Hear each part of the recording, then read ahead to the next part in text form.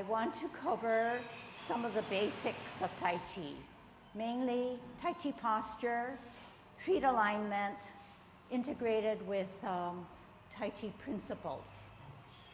So some of you already know Tai Chi and maybe can accomplish the sequence and can do a pretty good job. But what I want to do is kind of move you back a little bit, give you a little bit more background and support in your movements so that you will be better acquainted with your body, how to use gravity as your friend, and then move in a way that your body can most efficiently and safely make those movements. But when I talk about this, it applies to Tai Chi, but then again, we can extrapolate to say that whatever elements you learn and make your body do, they can be practical uses in everyday activities. Okay?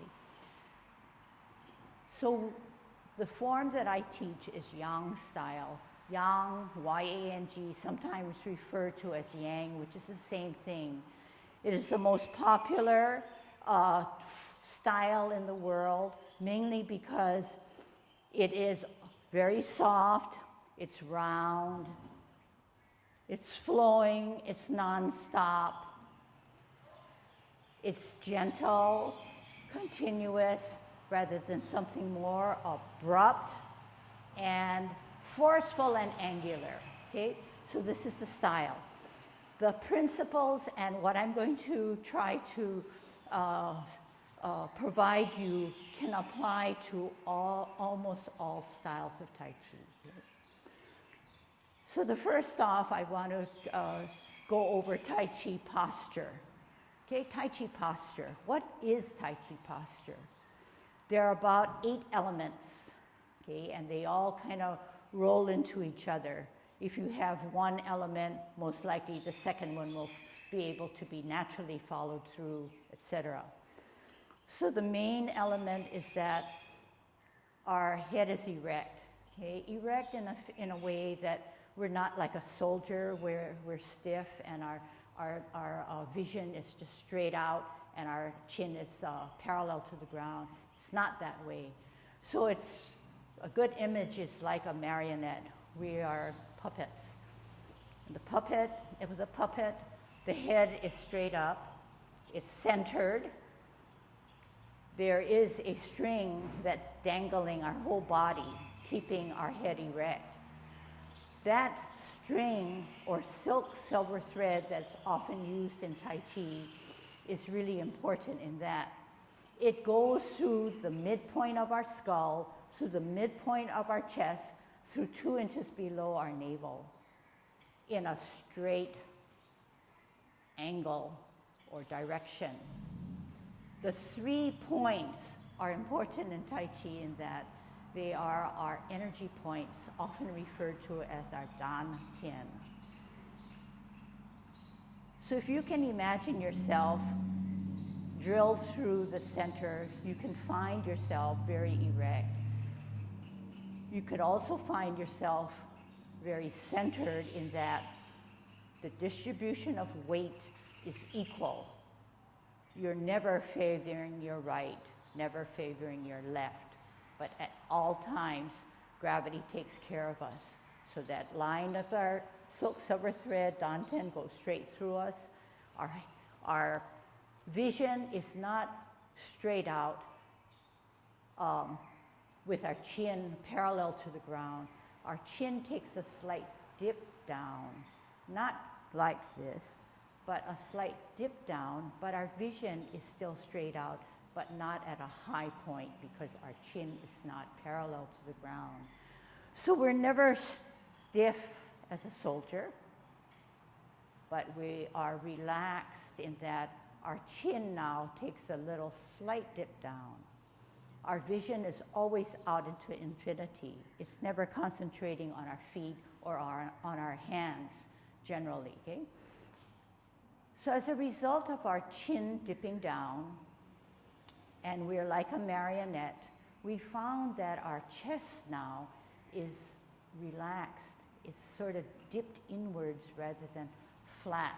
So as I'm describing and talking to you, I hope that you can feel what I'm feeling or talking about, and that's a way of getting into good Tai Chi posture. Okay?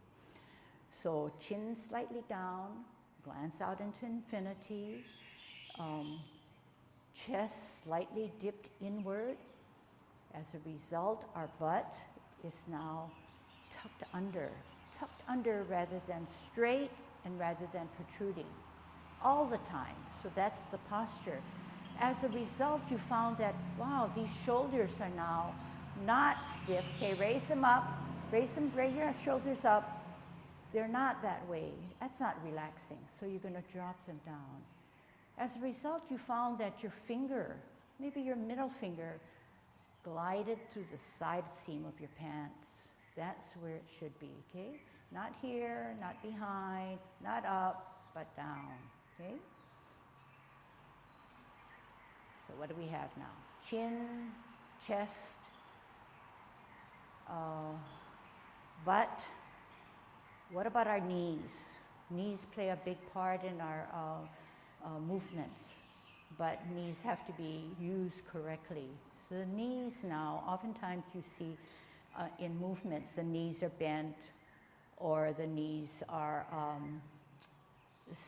stretched out, contracted, expanded, etc. But in the beginning, when we create Tai Chi posture, it's just relaxed. There's no energy or movement yet developed, so the knees cannot show that there has been some movement. So the knees are not locked in meaning straight out, stiff as a board, but just kind of relaxed. I know you can't see it, but you could probably feel it, okay? What else? Okay, so that's our posture. And then what about our mind? Because you know that Tai Chi is both a physical and mental discipline. Our mind is relaxed, but how do you relax it? What you can do, a good suggestion is that the mind creates an image of something in nature, image of an experience that's very positive, and that's the image you try to recreate or have in mind all the time. So yes, we can hear the airplane, yes, we can hear the cars, traffic, birds, and everything. That's nature, that's the environment. But what we try to do is not let those abrupt noises or sounds affect us, but we keep into that image, okay? We'll do the 10 form through, and let's see how well we can keep our Tai Chi posture.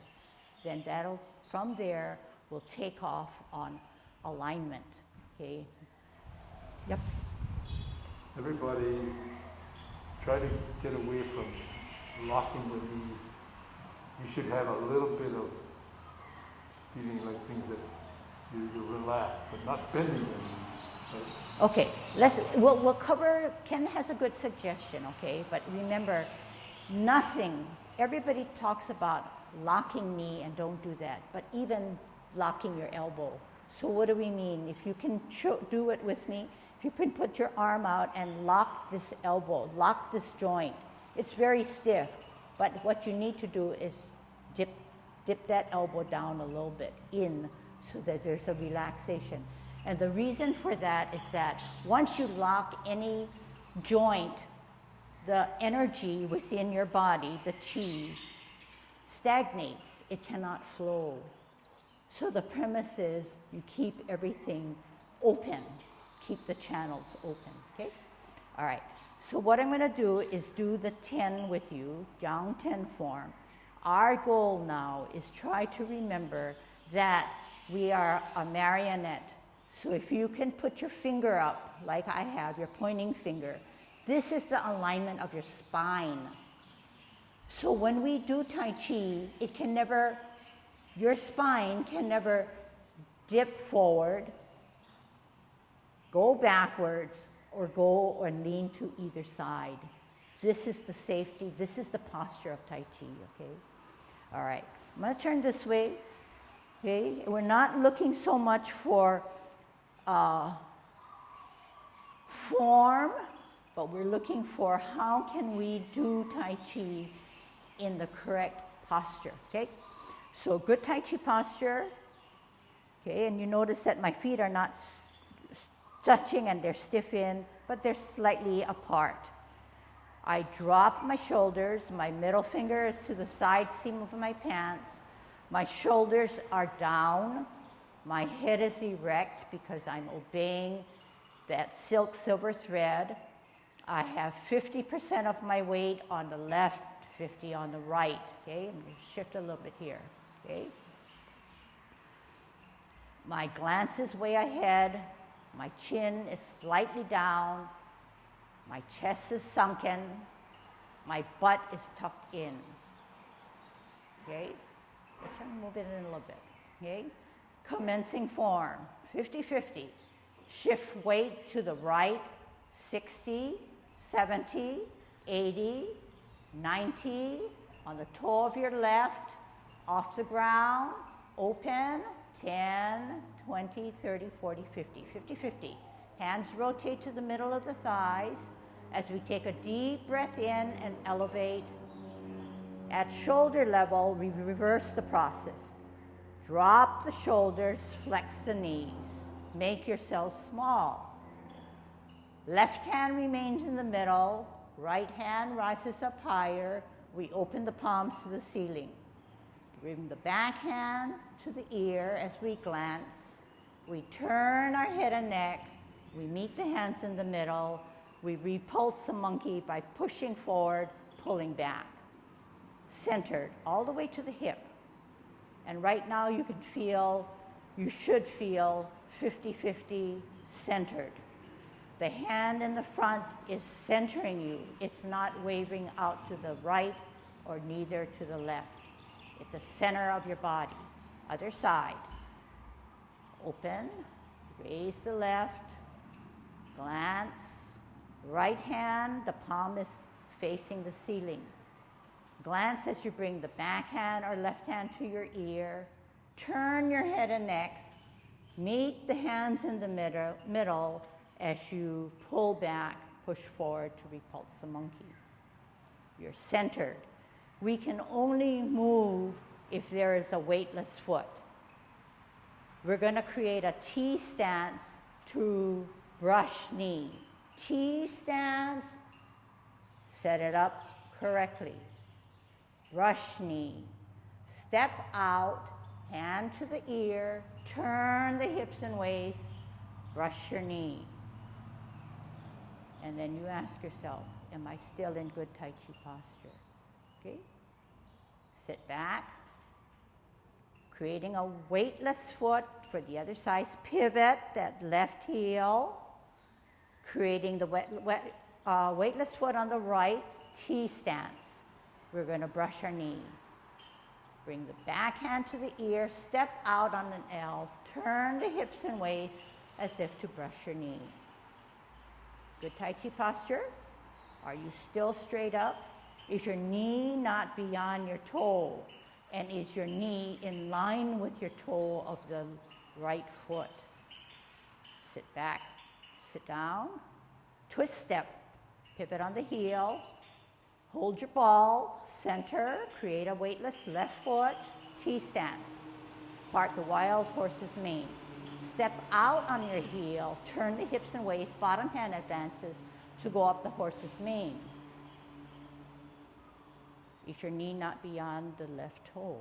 Should be in line to keep good Tai Chi posture. Sit back, sit down, twist step, hold your ball on a T stance, out and to the side, bottom hand advances to go up the horse's mane. Cloud hands, flip the forward hand, join it with the back hand. Sit back, sit down, pivot. We're at 12 o'clock. We want to get out to the 9 o'clock. How are we going to do it? You're going to pivot on your left heel, hands go for the ride. Two things happen at 9. Flip the hands, join the feet. 12 o'clock. Getting out to the 3 o'clock by using our hips and waist. Two things happen. Flip the hands, open the feet. 12 o'clock. Here we go at 9 o'clock, only one thing happens. Flip the hands. Using our hips and waists to get out to the numbers or the extremities of the clock. At 3 o'clock, two things happen. We flip our hands, we close our feet. 12 o'clock, 9 o'clock, two things happen. Flip and open. At 3 o'clock, we're going to end cloud hands, so we only flip the hands.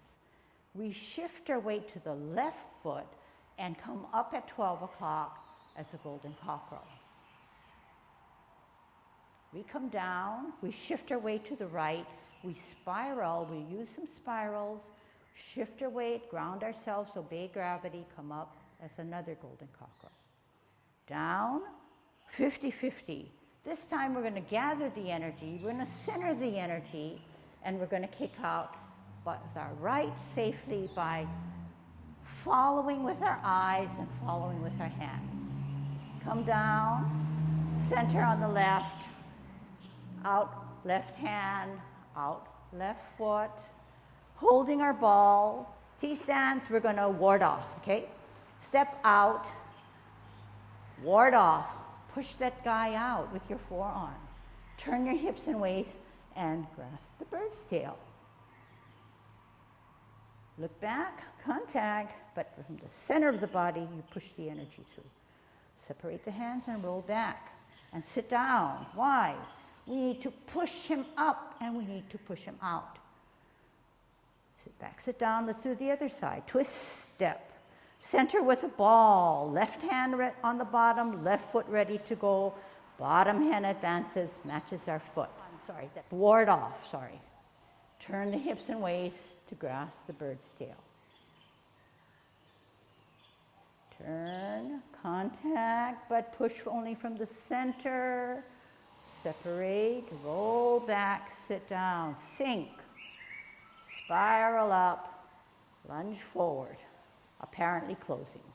Sit back, sit down, twist step, bottom of your body matches the top, pivot out, top and bottom match, pivot in, off the ground, and you center yourself with the right hand inside the cross as you embrace the tiger. Bring the tiger out, rotate on the wrists. Bring the tiger one time closer to you, then push him away. Separate your hands, drop your shoulders, make yourself small. Wrap around, up on the heel, off the ground, as you now close your form. Then you ask yourself, am I still in Tai Chi posture? Okay?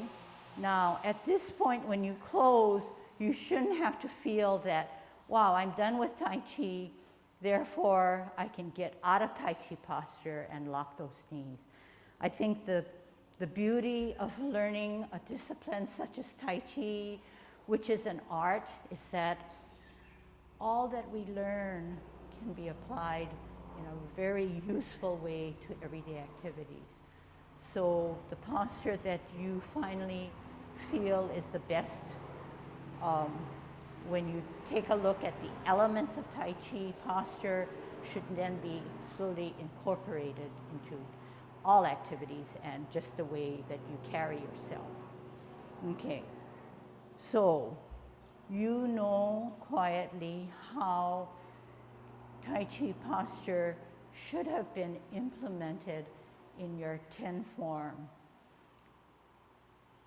The form itself lends to promoting good Tai Chi posture through the knowledge of alignment, okay?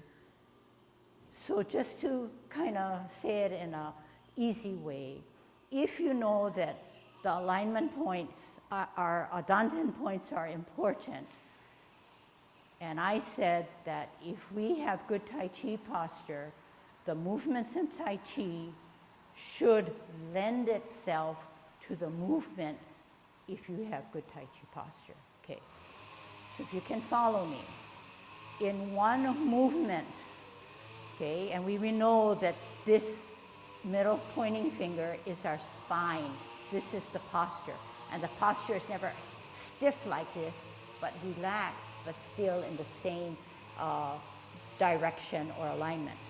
So if we're on a T stance and I want to part the wild horse's mane, I have my posture, but what happens when I dip forward? That posture is no longer useful. It's not doing anything for me. If we should practice incorrectly, that posture will help us to fall. It will teach us to fall. It's going to be a natural routine. So, in spite of me exaggerating and coming way beyond here, my head is heavy, everything is shifted. I'm not obeying gravity. The knee is way beyond the toe. Remember, I said something about, is your knee in line with your toe? You don't want it to be short of the toe, but you want it straight in line, okay, in the most natural way. There you can see that the posture is still erect. And it doesn't have to be stiff because you don't want to lock that back knee in. Okay, so when I lock this back knee in, I'm actually stiffening. I'm not in Tai Chi posture. But once I relax the knee, I can still keep this angle. But a lot of times people feel like, oh, because you don't want to lock this knee in, they tend to dip it down. But if you try that, the posture is then still not correct. So you're going to have to find and feel the most, I won't say necessarily comfortable, but the ideal position, okay? Sometimes the ideal position may or may not be for an individual the most comfortable, but I can almost promise or say that if you learn your posture correctly, that new form or formation will become the most comfortable, but not only that, the safest position, okay? So we're going to talk a little bit now about alignment. Mainly the feet, but the feet alignment complements the upper body. So one of the principles of Yang Cheng Fu, who has 10 essentials, says that one, the top of your body matches the bottom of your body in movements. But it also says that the weightless or empty foot is the only foot that can advance. And if you say, well, that really makes sense. I never really gave it a thought, but that's how I prevent falls. But let's go back along a little deeper.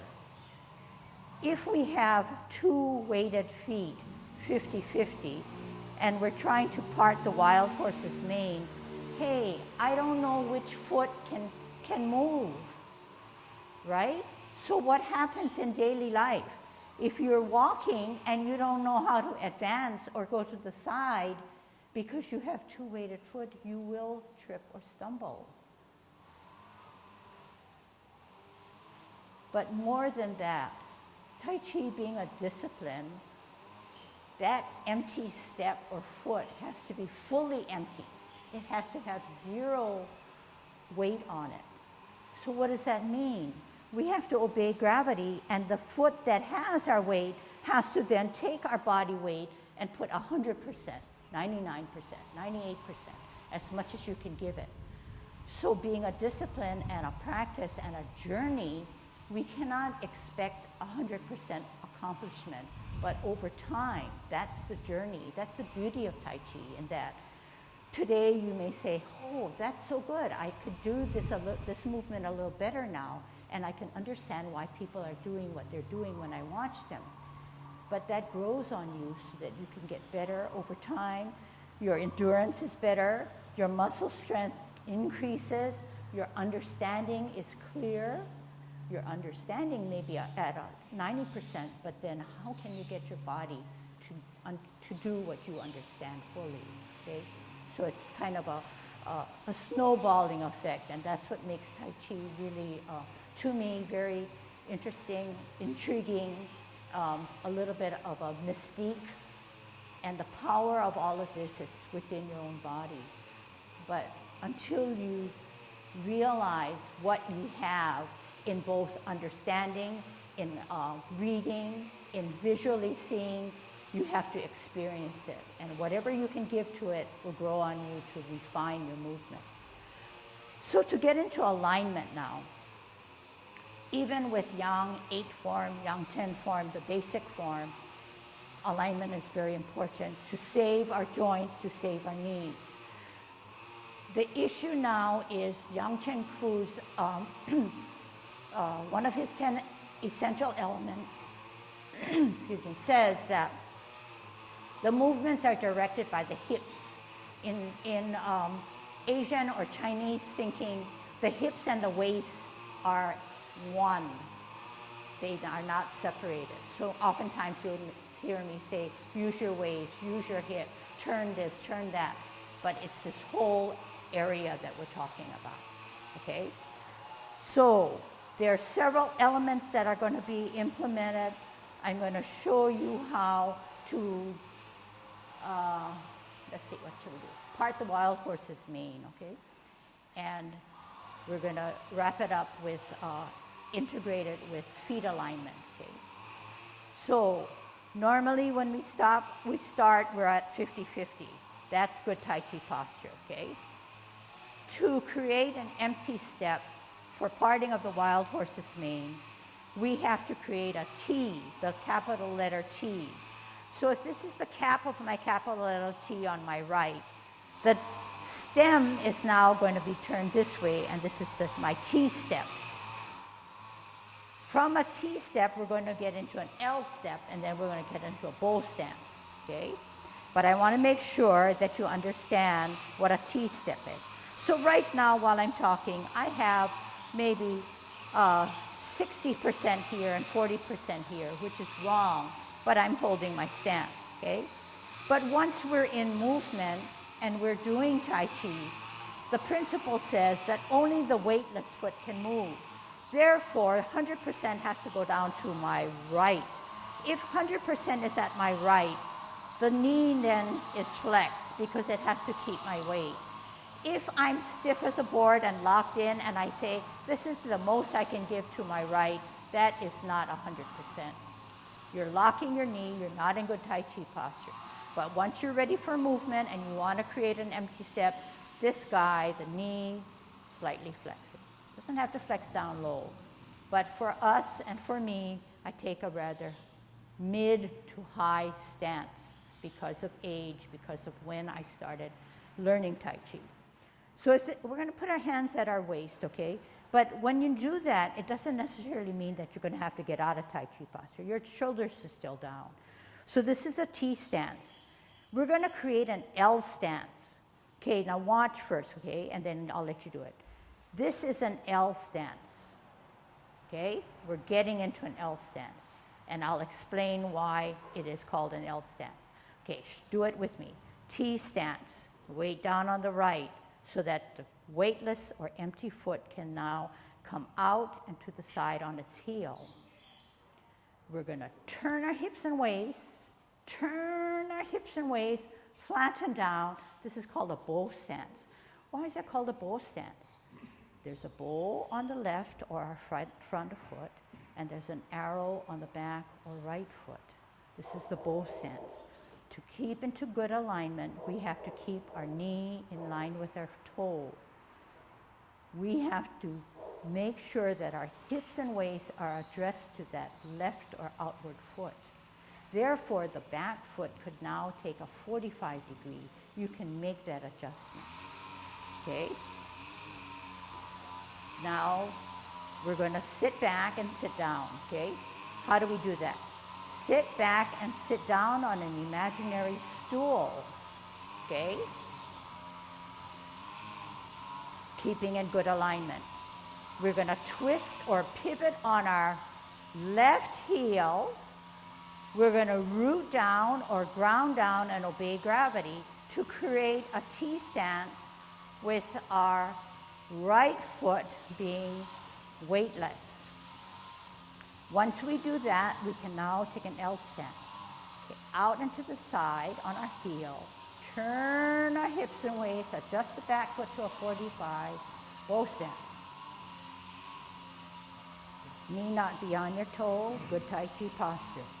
Sit back, sit down, twist step, T-steps. Okay, I'm gonna get some water and I want you to practice.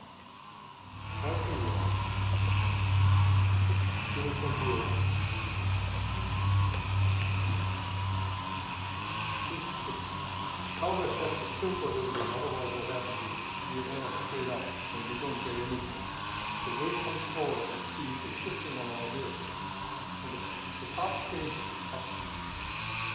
So you have to shift. I think the women do a great job shifting. The men are sort of just stuck up here somewhere. You sort of do this as opposed to sitting down. I think we all agree that we're pretty smart, and I believe it. But what Tai Chi does is double checks you and say, are you really that smart? Because there's lots of refinement. So I would say, in the few minutes that we're here to learn something rather new, just let it grow on you, and then look and feel how you are in a stance. Use a mirror, use online stuff to say, detect what is incorrect or why is everybody consistently in the same formation and how are they getting that. So like anything else, everything that's new requires growth over time, okay? So in Tai Chi, our mind is rested. It's like it's at peace. We're accepting what our body can do and what our mind can understand.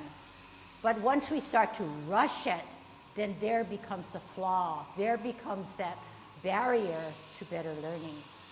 So live with it. Let it be what it is. It's better than, before. Or I know that I understand and I can increase or adapt in a good way. That's where you should be, okay? So mental mindset is really important. All right. I was going to say it's like a crash course in what I'm giving you, okay? Because I'm trying to provide you stuff that you can use in the forms and sets that you already know. But so here's a thing that's very difficult to learn, and yet it's very valuable. Okay, so we learned and understand what a T step is, and then we got to an L stance. So there's a pattern: T stance, L stance, bow stance, sit back, sit down, twist step, T stance, and we repeat. Okay, and that's usually the format for almost all of the movements in Tai Chi, in any form, in the style, but in any form. So you remember me saying that this is a T, and this is an L, and this is a bow. But you also kind of noticed that my T was not here, and my L was not here, and my bow was not there. But there's something to do with the span in which I took. So watch again. If this is a T, this is my L, this is my bow. Okay? So you notice there's something there. Okay? And I'm going to do the other side just to make a point, because we're going to work on that point. T stance, L stance, turn the hips and waist, set it up, bow stance, bow, arrow.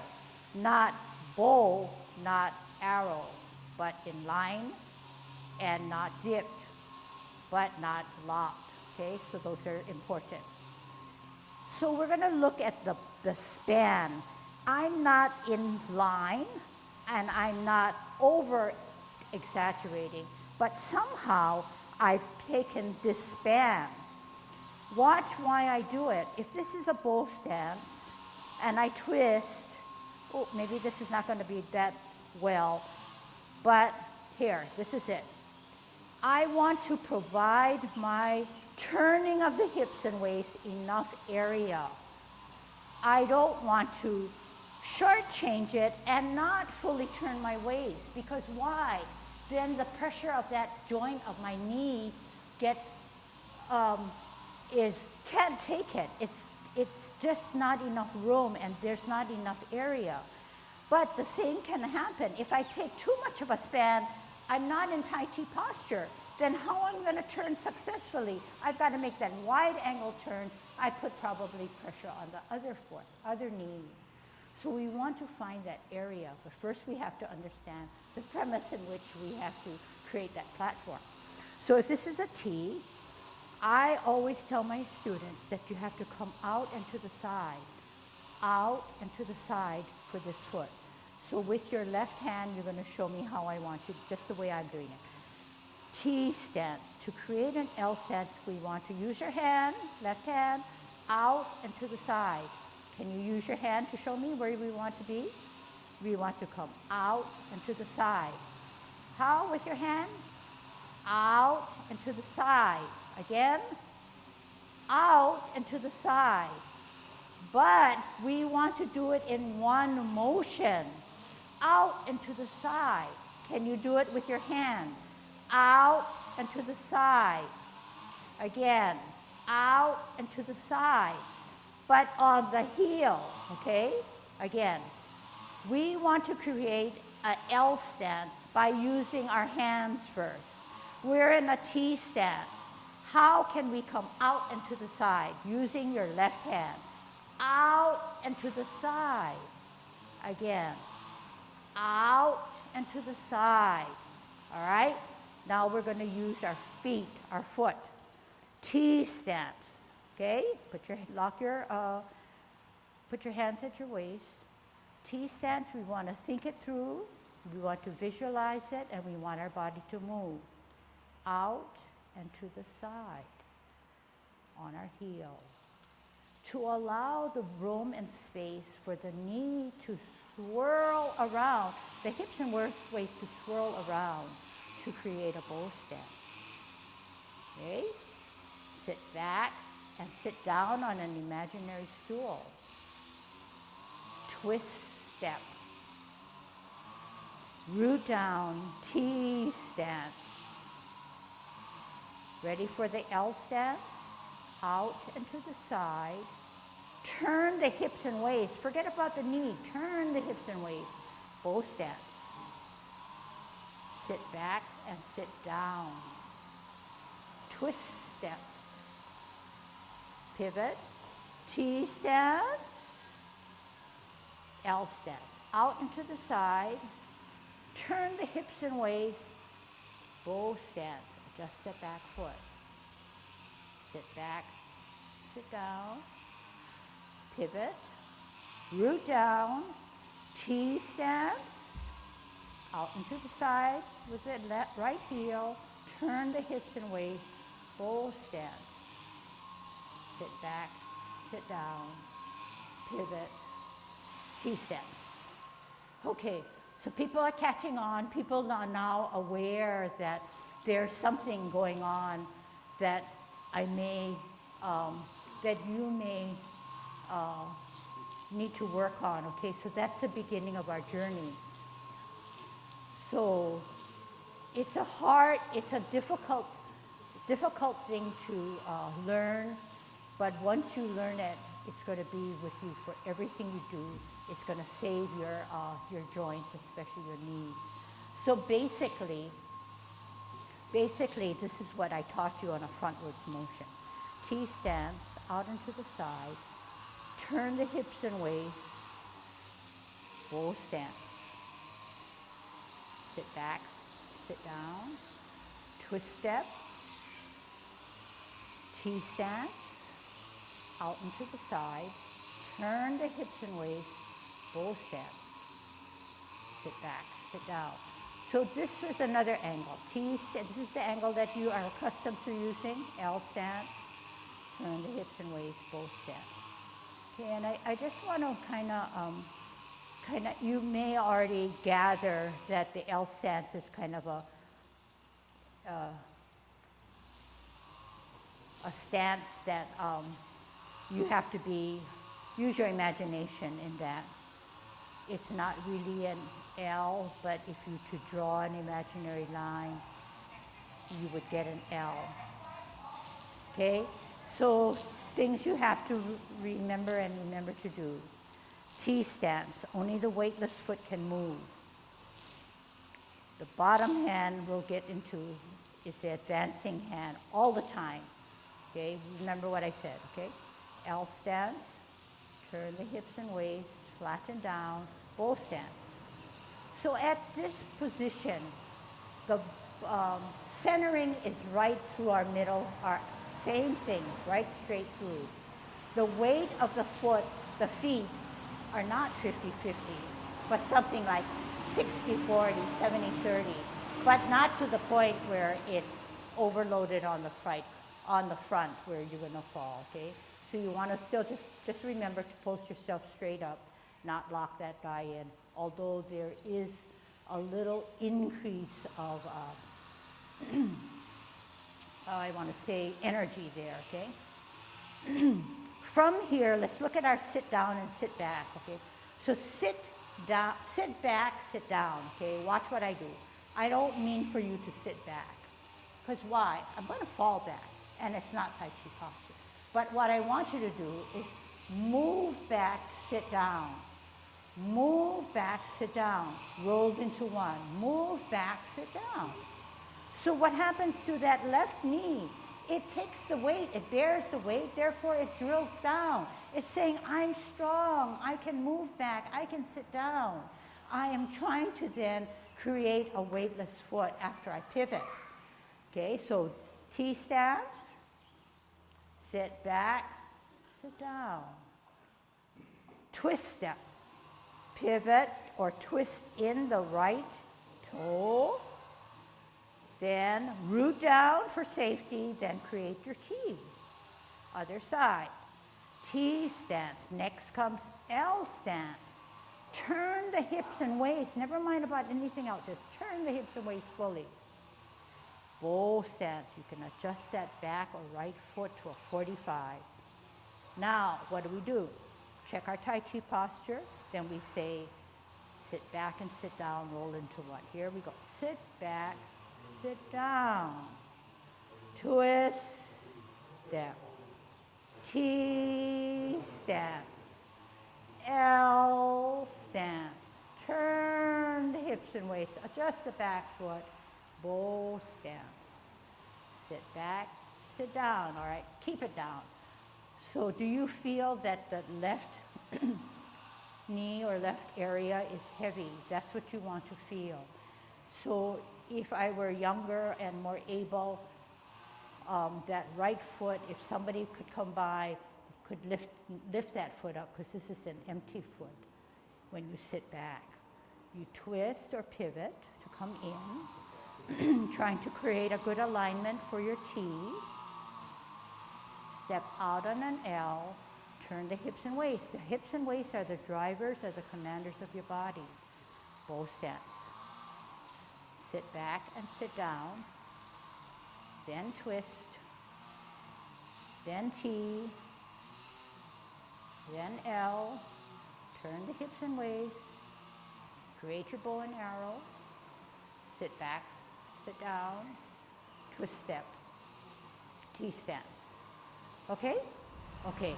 So, you know, there's lots and lots to learn and a lot of details, but, and I'm realistic. I want you to take what you have and then kind of work it. Then come back, maybe reacquaint yourself if I get this online as to what I'm really teaching, and then work from there. So we're always creating building blocks, okay? But the best thing about Tai Chi is that once you learn this foundation, which is very, very essential, very important, it incorporates the principles and it gives you a better understanding of how to use your body in everything, even outside of Tai Chi, is very special or unique, because you're practicing something you do and yet carrying it out into all your activities. But when we start to put our hands together, which I'll do next, okay, you're going to see that unless you have your feet really, really well set and understood, the hands will create another variable, and so something will give way. So when you practice and understand something, take it apart. Take the feet first and just drill it down so it's natural. Then try the hand. But you know, if your hands, you're concentrating too much on your hands, the feet will sort of give way, okay? Especially in the areas where they're crucial. So one of the other 10 essentials of Yang Ching Fu is that the bottom portion of your body matches your top portion. So we're going to see how, by using our Chi stance, L stance, and Bow stance, how parting of the wild horse's mane plays into it, so that there is unity. Everything is unified. Everything is a whole. We're creating something that within your own body, understanding, and energy, you can put a movement together in one piece, okay? So when we part the wild horse's mane, we have our ball, and the ball is usually designated as either hand, okay, for you to practice with me and listen and do what I'm saying. The bottom hand is 2 inches below your navel. 2 inches below your navel because it's helping you to center. If it's up here, it's doing something goofy to my posture. So I'm dropped, I'm relaxed. It's not to the side, it's centered. The top hand is about chest level and it's wrapped around this way. Okay, so this is how I'm teaching it. This is the way it is, okay? Some people will start it here, we'll put hand to pan, but this is the way I want to teach you. So in doing this now, that top hand that you have should not be raised, but it should be dropped to the point where you say, yay, I have more weight on my feet. That's the ball, okay? The ball can be spinned. Let's spin the ball, however you want to spin it to get that other hand on the top. And each time you spin the ball, you ask yourself, is my top hand about chest level? Is my bottom hand about 2 inches below my navel? Are my elbows flaring out, which they shouldn't be, but they should be tucked in the center of my body? Okay, so that's the ball.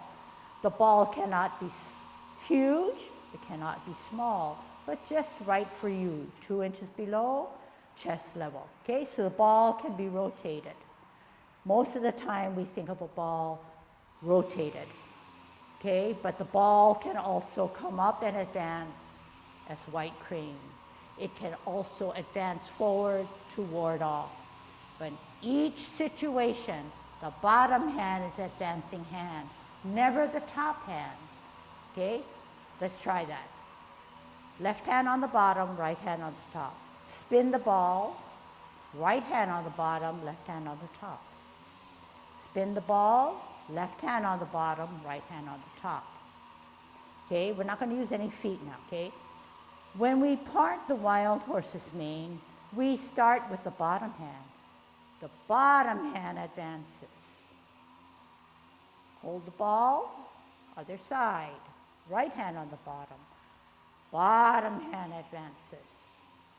Hold the ball, ward off. Bottom hand advances. Hold the ball, bottom hand advances. Okay, white crane. Right hand on the top. Oh, right hand on the bottom. Depending on the form, okay, white crane spreads its wings. Bottom hand or right hand advances. Let's do the other side. Right hand on the top. Bottom hand advances. Right? So in this little drill, you found that yes, the bottom hand advances, but advancing could mean rotating, coming forward as a ward off, coming out like a white crane, or keeping, or even rising, okay? But even when you rise or when you do your white crane, yes, the shoulder comes up, but it's still dropped, it's still relaxed. You don't have to come up and raise that here. So you want to make sure that you're still in Tai Chi posture. Similarly with cloud hands. Cloud hands, although clouds are up high, the formation is always relaxed. And here again, we can practice cloud hands because it's a really good one where the hips and waist are directing your movement. A lot of people gravitate to Tai Chi because they like the hand motion and where it's going. And then they like the feet motion because it's a high kick or something spectacular. But all those magnificent movements are mind-driven and hip and waist related. And shifting of weight. All those nice principles that we're trying to incorporate. So we said that we would, what did I say we're going to do? Cloud hands, okay, cloud hands. Actually, I'm going to pull back for it. Well, okay, we can do cloud hands. So the purpose in cloud hands is to appear as if you're floating. Tai Chi being an art and a discipline, we want that relaxation for the person practicing. We want that relaxation for appearing that way because we are ourselves as performers or participants relaxed. And as a viewer, you can see that it's very relaxing for them. So in cloud hands, we are doing several essentials. We're using our hips and waist, we're using our mind, and our bottom matches our top or vice versa. We're also spinning on this axle. So that, remember that cable I talked about being a marionette and being a silver thread? That cable or string can rotate all the time in Tai Chi. It can advance, but it can never bend. In cloud hands, we're going to find that that cable helps us to spin so that the hands go for the ride because it's the hips and waist and that axle that's making us move, which is the safer way. It's optimal because we're obeying gravity, okay? All right. Let's start with feet apart slightly, left hand palm in, right hand palm out, left hand higher, okay? We're about 1 o'clock. So in cloud hands, if you're in movement, you're probably at 3, but we're stationary now, we're about 1 or 2, face of the clock. We want to move to 12, so the hands move, but they're dictated by the waist. Okay, I'm going to do a stable one first, okay? 9 o'clock, 2 things happen. Turn the hips and waist, a little bit more, flip the hand, turn the hips and waist, and all the time you're looking, your glance is at the fingertips of your top hand, fingertips, but not studying them, but looking out through infinity. Okay, and we're going to go a little faster, and we're going to prove to ourselves that the hands are just set there, but the movement is dictated by the hips and waist. So you can see that, yes, we're weighted on our feet, our shoulders are dropped. We can get some sense of relaxation. But to better our cloud hands, we have to use our belly button as a guiding light. When it starts to move, our body, our upper body moves. That dantian area is essential in making clouds work. Okay, so we're going to do something wrong now. We're going to keep our hips and waist stable, and we're only going to use our hands. This is not cloud hands, okay? Let's try. So your job is to keep this guy straight. Do not go back and forth, okay? Only the hands. Go. So here you're saying, I'm doing clouds, but this is not Tai Chi. This is a cop-out. This is an easy way out. It does not let you use your whole body, okay? So what makes you use your whole body? You turn your hips and wave. You turn your hips and wave. Your hands just set up the space, but they do not move. They only are moving because the hips and waist are making you rotate, okay? It may sound simple, doable, and I want to say easy when you understand me or watch me or when you do it.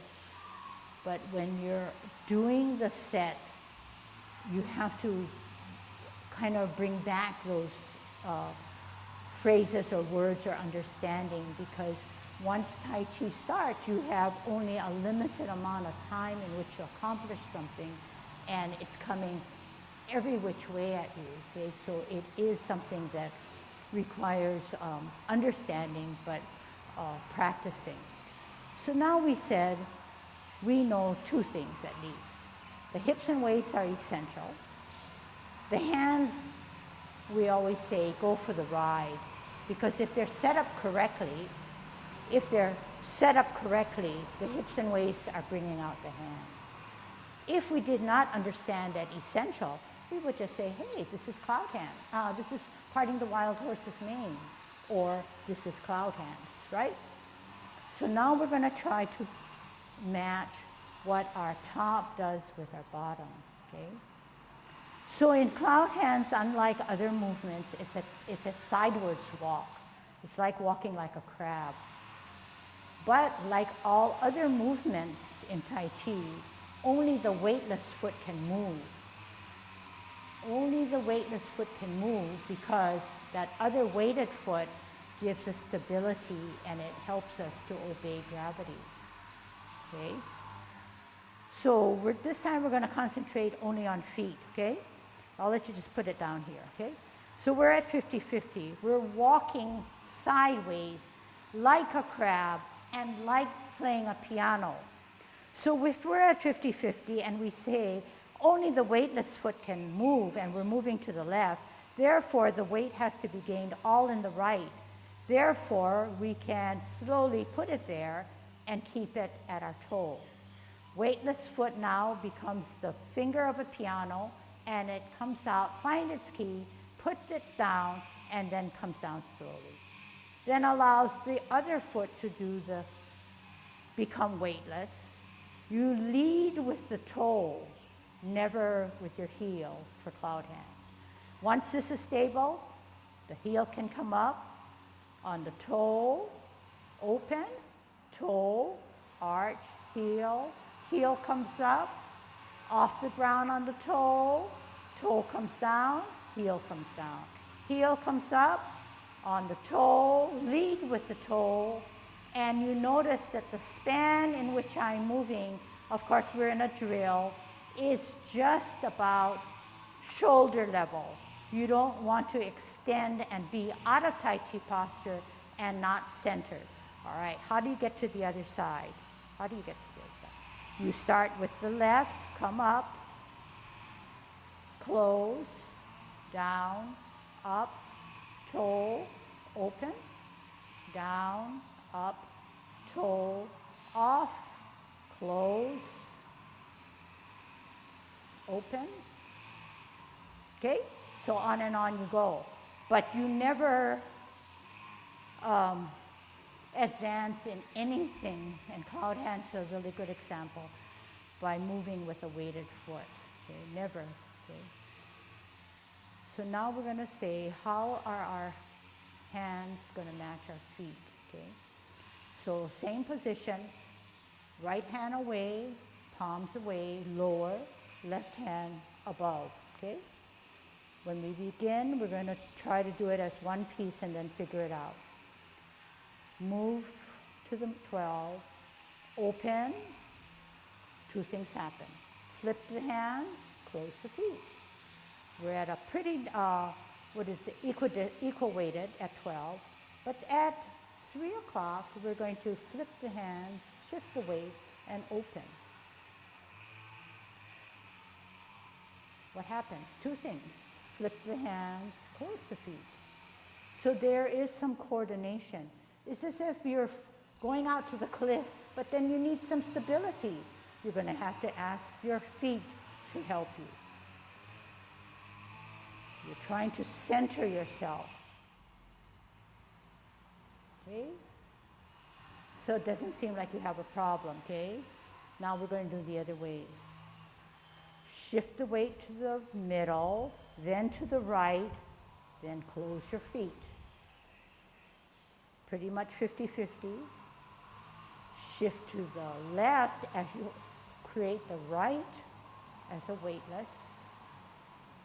Drill down on the right, create the weightless on the left. Alternating, all the time alternating. Sometimes it's easy for others just to watch, but I think it's more important to understand what you're doing with your body, because it's more applicable in all of life and the discipline Tai Chi. Okay? Now, just getting a little fancy. We're going to get out of cloud hands. So at 3 o'clock, we're going to move. But at 12 o'clock, what are we going to do? Come up as a golden cockerel. How? So you're here, coming to 12, shifting the weight to the left, create that weightless foot to come up at 12. Okay? Shifting your weight to come up to 12. So there again, we used shifting of weight. We used our hips and waist. There's another element, which is kind of a little fancier, but it's not fancy in that you don't have to be extravagant about it or purposely exhibit. But what happens is that Yang style is rounded. We're using our center. This hand that comes down to eventually sit down to be a golden cockerel, it spirals, weights down, pushes down to push up. Just the opposite. And you say, how can people do that? But it's all something that is learned. But those are all the hidden stuff that what we're trying to figure out and try to teach our body. So essentially what I'm saying is that when you finish your 3 o'clock and you want to turn yourself into a golden cockerel, how do you do that? Do you just shift your weight and come up like this? And does this hand sit this way and this guy comes this way, and to hold your balance, do you stiffen up? No. It's always very soft, but you use what you have to help you with your centering. So how do you do that? Definitely, you bring the weight to one foot, which happens to be, if you're a golden cockerel, you're going to have to shift the weight to this way, right? You want to shift this way because you're already starting on the right. So you're going to shift the weight to this guy and come up this way. Is this foot going to step out this way? No, because it doesn't look that good. But what are you really trying to do? You're trying to bring the energy to the center. So it should come in naturally towards the center of your body, not over exaggerated, but not widened. You want the energy compacted and helping your form. Okay? So that's the bottom part. But what about the top part? The top part says spiral, and as the right hand comes up, the left hand comes down. So it's this kind of motion here. You're pushing down, you're pulling up. At the same time, that foot is coming towards the center of your body. Okay? This hand now, you can work on it. It's not that easy, but it's a natural movement where you spiral and then come down. You don't just swipe the hand and figure out that I have to come down. You use your body in the most efficient way. But what is efficient? If we're never used to doing this, we have to relearn or reteach something that we've taken for granted and incorporate all that we have. Okay? You can do it with me, just to get a feel. As you push down, you pull up and you bring your foot up. You also spiral on your axle. You try to keep the movement soft, but softness comes over time and with confidence.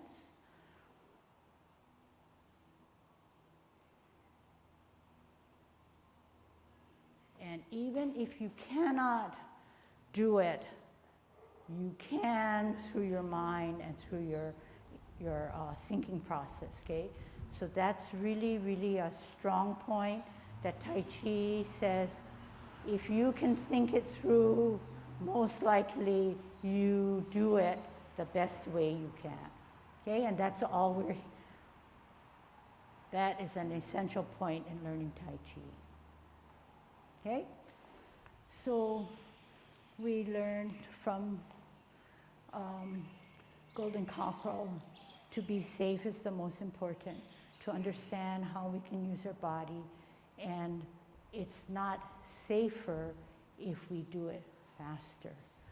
So yes, the thinking process is you're unique in that you can think it through, but then can you match the pace of how you think with the pace that you can perform?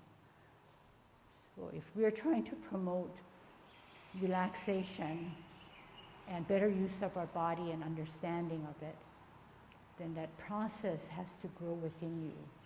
If you can think it through and you can follow, most likely it's going to be a little slower unless you have a fast mind and a fast movement. But if it's fast, to me, it's going to be out of yang style. It's going to be out of yang style. Yang style is always saying continuous, non-stop, flowing, gentle, soft, rounded. Okay, so once you start going this way, then you're creating actually an abruptness.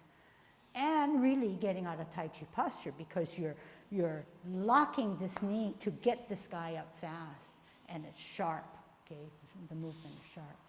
So those are some of the things that I feel that if given the time or the experience to learn a little background, I think you can move a little bit further ahead in the whatever you have accomplished and have brought to this class. So we covered Tai Chi posture, alignment, matching, holding a ball with our feet alignment. We talked about our mental state. We talked about how it's important as a discipline and as an art that we learn it the best way, and for me, the best way I can teach, because we don't want to dilute the discipline or the art.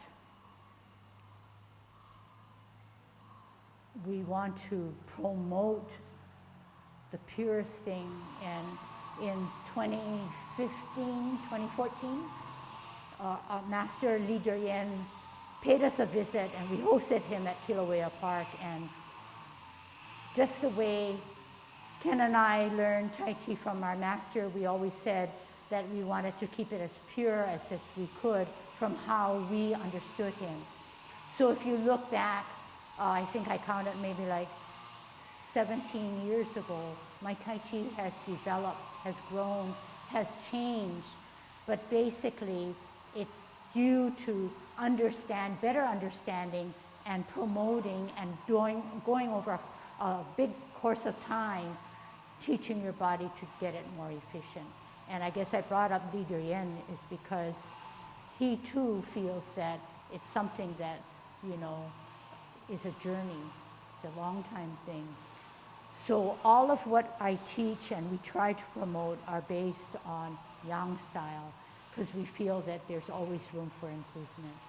And relaxation comes over time, and even relaxation comes to my beginning brand new students. They say, I know I'm not relaxed, I know I'm not at peace, but just the mere fact that I'm concentrating and everything else goes by the wayside. I don't have to think about what I'm going to cook for dinner, et cetera, et cetera. I'm focused and learning something new. So when they leave class, they feel like, yeah, there's some sense of relaxation. Yes, definitely. She Because has a the statement. hands do not direct your movement, never directs your movement. If you understand the hips and waists, the hips and waists are, you can have your hand here. And hey, the hands are moving because the hips and waists are moving. I'm not moving my hand and never moving my waist. So if I set up my hand, hey, all I have to do is turn my hips and waists, change my position, and use my hips and waists. This guy is the guy that's directing. So they often say that the danten, 2 inches below your navel, is like a beam of light. So if it can turn and search this way, it's leading you, it's guiding you. She talked about Tai Chi posture, very, very important. Okay? And she talked about rotating, very, very important. She talked about staying in posture. And just to put it in a nutshell, what you're trying to do in Tai Chi, if you were trying to fight, you would try to maintain stability, so you maintain Tai Chi posture. But you want to get to or away from the opponent. So you've got to be able to shift and move and stay stable. So a couple of elements to talk about. You're transferring energy. You transfer from the Tai Chi posture to, you're going to do linear transfer, but you do Tai Chi posture. You're going to do rotatory to transfer energy, but also to maintain stability. If you're rotating on a pedestal, like a ballerina dancer, you get this way, stay this way, you're going to be in good shape. The minute you start to get out and you start to wobble, you ought to stay. But if you want to get here, you want to say, I want to get to that guy, so I'm going to go this way. Easy. But if I'm this way or that way, I'm out of balance. But I also want to deliver power. Advancing, you have this component and this component coming at the same time, but you maintain stability. So all of the stuff you do, you can break some of the elements. Say, how am I rotating? How am I advancing? And then am I in Tai Chi posture? I think that's... So an important element in Tai Chi is martial arts. Tai Chi is based on martial arts, but it's now turned into a meditative motion. But to understand and to keep Tai Chi pure, the derivation of the movements should be, you should be acquainted with what the martial art movement, the derivative, or the root of that movement. So Ken was trying to say that in our movements, we are in the optimal position, that we have gravity on our side. We know where nature is best positioned for us before we move. But to take it one step more of understanding, every motion in Tai Chi is martial arts based. For instance, this is an easier one. We're holding our ball, we're centered our energy. When we step out, we forearm our opponent. We push him out only for that space that we need. But if we did not understand martial arts and how Tai Chi is derived, we'd push him this way thinking that our hand needs to give a little bit more power and push him off. But the opposite is occurring. The opposite is that once I give up my Tai Chi posture, I'm going to give way to my opponent. I need to be stable. I need to be strong. I need to keep the power and not give him any more that he can capitalize on. So in Tai Chi, we don't teach you go beyond your toe and push off this way. We only need this distance. Because once we push him out, which is the most powerful and strongest way we have, we can then now grab him, pull him down. But once we don't realize that we need to gather that energy and store it in our back foot, we're going to then be an easy prey. We don't start pushing him this way, but we turn, we rotate then don't stop and push him out. Push him through the force of our centering. Wipe him out, pull him back down, and how are we going to get the strength?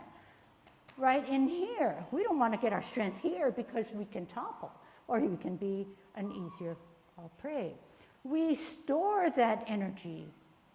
Then we shove him up and we shove him out, only to a certain extent, because that's the power. That's your energy. When we first learned Tai Chi, it was always in Chinese, and we don't understand Chinese. But we had a few students who would stand by us and translate. And the master, like maybe you've experienced, will come by and try to, position you correctly. Yeah, positioning is important, but you have to understand why. And the bottom line is it's based on defense. So yes, when doing Tai Chi, you have that image in your mind, you know the alignment. Yeah, you're gonna naturally build up muscles over time. What I gave you this morning is probably 3 to 5 sessions of teaching, okay? And I don't mean to linger, and deliberately go slow, but no one can understand fully the impact of what I'm trying to get across. And you will only pick up things that you remember and recall, oh, this really applies to me, and the rest goes on. The rest of the information just kind of gets left behind. The mind can only pick up 2 or 3 things, really, realistically. The mind can be, at this point, maybe, is faster than what you can do with your body. Therefore, we have to be realistic and say that, you know what? Whatever little bits and pieces you do to gain that, it's going to take a while. It's going to take time. So don't be cruel to yourself and say, I don't know what's wrong with me. I don't know why I can't get it. She's so much older and that kind of stuff. But just accept what you can do and build on that. Be positive.